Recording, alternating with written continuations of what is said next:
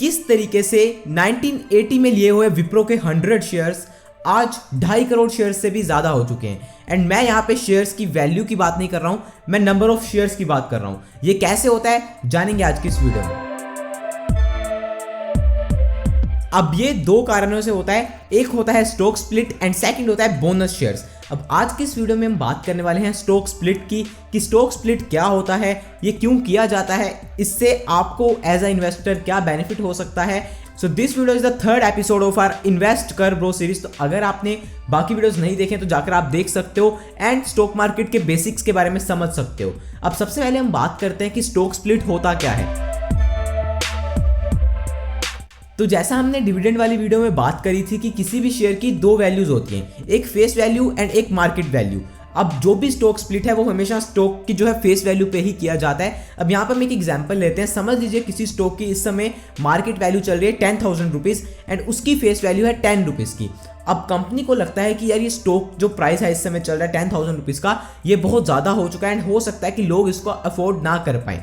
Because अगर एक student investment करने आता है या कोई भी एक नया बंदा इन्वेस्टमेंट करने आता है तो वो 10,000 का स्टॉक लेने में डरता है थोड़ा सा, एंड उसके पास इतने पैसे भी नहीं होते कि वो 10,000 रुपये का स्टॉक ले सके। तो इसलिए कंपनी सोचते हैं कि हम इस 10,000 रुपीज़ को भी स्प्लिट कर देते हैं। तो जैसे हमने बात करी कि स्टॉक प्राइस है 10,000 रुपीज़ एंड फेस वैल्यू है 10 रुपीज़। तो कंपनी क्या करती है कि कंपनी तो देखो मार्केट प्राइस कंपनी कम नहीं कर सकती है, तो कंपनी कम क्या कर सकती है, कंपनी कम कर सकती है फेस वैल्यू जो कि उनके हाथ में है। तो कंपनी क्या करेगी, जो उस 10 रुपीज़ की फेस वैल्यू जो है उसको ही स्प्लिट कर देगी। समझ लीजिए कंपनी ने क्या किया, स्प्लिट का मतलब क्या है कि हिस्से करना। तो अगर कंपनी ने उसकी 10 रुपये की फेस वैल्यू को 5 हिस्सों में कन्वर्ट कर दिया तो क्या होगा, एक हिस्से की वैल्यू कितनी हो जाएगी, 2 रुपीज़। तो इसी तरीके से जो मार्केट वैल्यू है वो भी क्या होगी, शेयर की कम हो जाएगी, 10,000 रुपीज़ से आ जाएगी 2,000 रुपीज़ पे। बिकॉज अभी क्या होगा, वो 5 हिस्सों में डिवाइड हो गया। लाइक अगर ये एक पूरा शेयर था तो अभी हमने उसके 5 हिस्से कर दिए, तो हर एक हिस्से की वैल्यू अलग हो जाएगी। तो इसी तरीके से 10,000 रुपीज़ का जो स्टॉक है वो 2,000 रुपीज़ पे आ जाएगा। अब इसमें बाकी चीज़ें साथ में क्या होंगी, तो सबसे पहला तो ये होगा कि जिसने भी स्टॉक होल्ड कर रखे हुए हैं उसके स्टॉक 5 गुना हो जाएंगे। तो अगर आपने समझ लीजिए 100 स्टॉक्स होल्ड किए हुए हैं तो देन आपके स्टॉक्स हो जाएंगे 500। अब क्या होगा, 500 स्टॉक्स तो 500 हो गए, बट साथ ही में उसका प्राइस भी गिर गया है। तो एक्चुअली आपकी जो मार्केट वैल्यू है आपके इन्वेस्टमेंट की वो सेम ही रहेगी।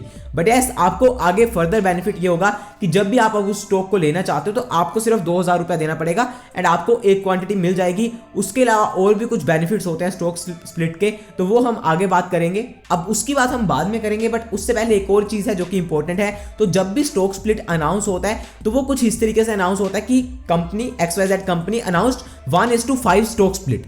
तो अब इसमें हमें किस तरीके से समझना है, तो अगर समझ लीजिए कोई भी ऐसा लिखा आता है कि 1:5 का स्टॉक स्प्लिट हो रहा है, तो यहाँ पे जो भी फर्स्ट होता है, जो भी रेशो से पहले वाला नंबर होता है वो होता है आपके ओरिजिनल शेयर्स जो कि पहले हैं। समझ लीजिए वहाँ पे स्टॉक स्प्लिट में आता है दैट इज 1:5 की रेशो में कंपनी स्प्लिट कर रही है।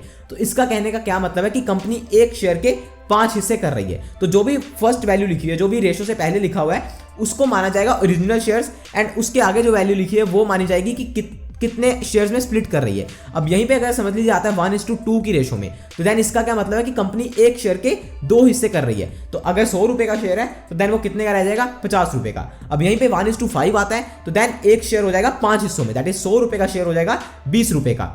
अब अगर कोई स्टॉक 1:10 की रेशो में स्प्लिट हो रहा है और आपके पास उसके 100 स्टॉक्स पड़े हैं तो देन ऑटोमेटिकली 1000 स्टॉक्स हो जाएंगे। बट आपकी इन्वेस्टमेंट की वैल्यू सेम ही रहेगी जैसा हमने ऑलरेडी बात करी है, बिकॉज उसका मार्केट प्राइस ही कम हो जाएगा। बट यस, आगे बेनिफिट आपको ये होगा कि अब अगर आप फिर से उसको लेना चाहते हो तो आप 10 रुपये में उसको ले सकते हो। तो यही होता है सारा स्टॉक स्प्लिट में। ये जो इंपॉर्टेंट चीज़ थी ये मैंने आपको ऑलरेडी समझा दी है कि जो आपको टर्म देखने वो ये पहले वाली देखने की, यस कितने स्टॉक कितने रेशो में स्प्लिट हो रहे हैं। 1:5 का मतलब एक स्टॉक 5 हिस्सों में, 1:3 का मतलब एक स्टॉक 3 हिस्सों में, 1:10 का मतलब एक स्टॉक 10 हिस्सों में।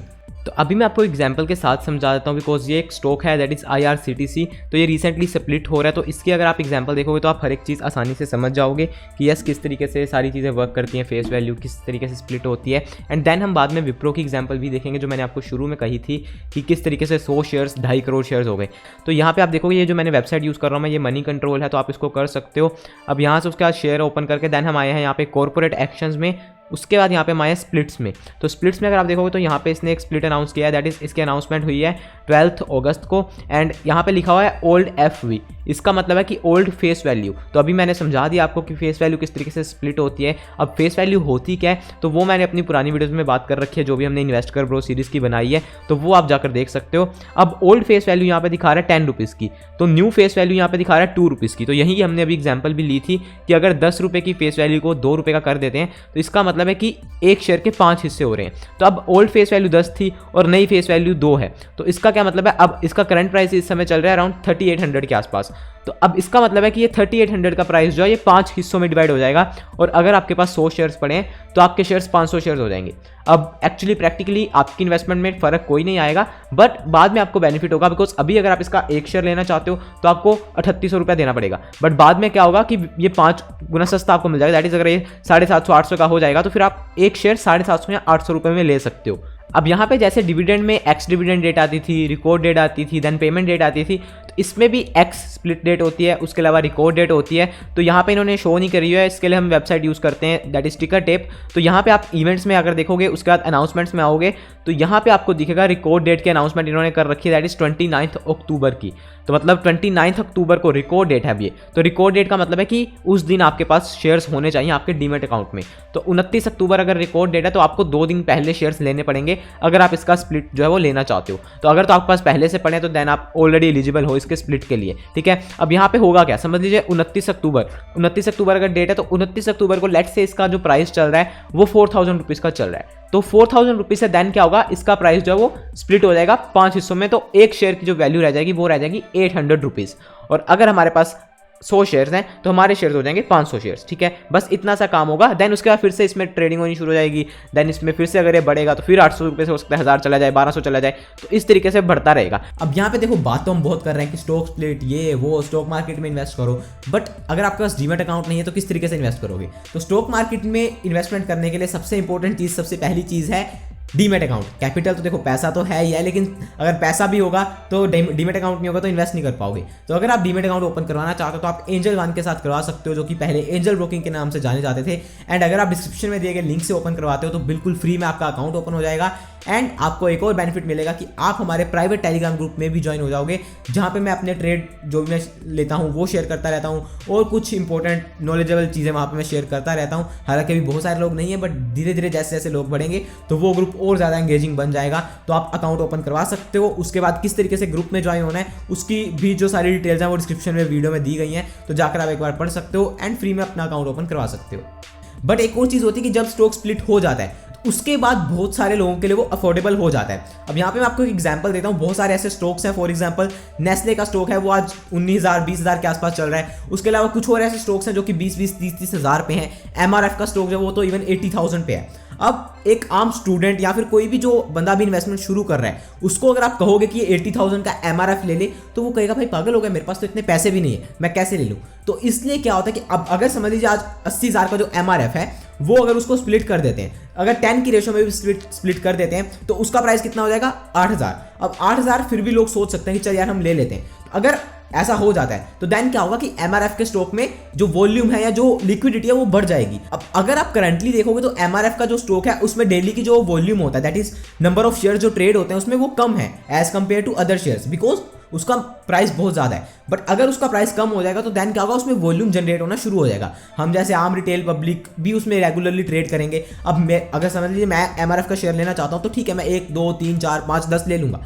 बट जब उसका स्टॉक प्राइस ही कम हो गया, 8,000 हो गया, 5,000 हो गया, 4,000 हो गया, तो देन मैं डेफिनेटली ज़्यादा ले पाऊंगा। तो इस तरीके से क्या होता है, वॉल्यूम बढ़ जाता है और लिक्विडिटी स्टॉक में बढ़ जाती है। तो ये तो हमने जनरल बात कर ली सारी स्टॉक स्प्लिट के बारे में कि क्या होता है, कंपनीज क्यों करती हैं, और जब करती हैं तो उससे मार्केट में क्या इंपैक्ट आता है उस स्टॉक के ऊपर, और जब स्टॉक स्प्लिट हो जाता है तो देन उसके बाद क्या इंपैक्ट आता है, लिक्विडिटी बढ़ती है, कुछ टाइम तक के लिए स्टॉक जो कई बार पॉज भी लेता है। बट यहाँ पे एक और चीज़ है कि आपको as a investor stock split से क्या बेनिफिट होता है। तो स्टॉक स्प्लिट से देखो डायरेक्टली आपको शॉर्ट टर्म में कोई इतना बेनिफिट नहीं होता है। एक तो मैंने आपको बता दिया कि यस, जब न्यूज़ ऐसी चल रही होती है, अफवाह चल रही होती है, रूमर चल रहे होते हैं, तो थोड़ा स्टॉक के प्राइस में मूवमेंट आता है। वो सिर्फ आपको 5, 10, 20, 25% का मूवमेंट मिलेगा, जरूर से मिलेगा अगर आपने पहले से होल्ड कर रखे हुए हैं।